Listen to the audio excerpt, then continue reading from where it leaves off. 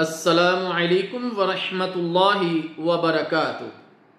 अल्हम्दुलिल्लाहि वकफ़ा वस्सलातु वस्सलामु अला इबादिहिल्लज़ीना इस्तफ़ा अम्मा बाद। आज़ान से पहले दुरूद। आज़ान से पहले बाज़ लोग खुद साख्ता दुरूद पढ़ते हैं, जैसा कि अस्सलातु वस्सलामु अलैका या रसूलुल्लाह। रसूलुल्लाह सल्लल्लाहु अलैहि वसल्लम के मुबारक दौर में खुलफाए राशिदीन, सहाबा इकराम, ताबीन उज़ाम और आइमा इकराम के ज़माना तक किसी भी वक्त में ऐसे अल्फाज का सबूत नहीं मिलता।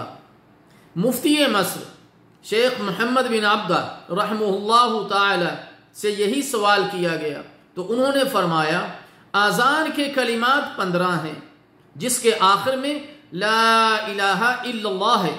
इससे पहले और बाद में जो कलिमात कहे जाते हैं सब नौ ऐजाद और बिदअत हैं।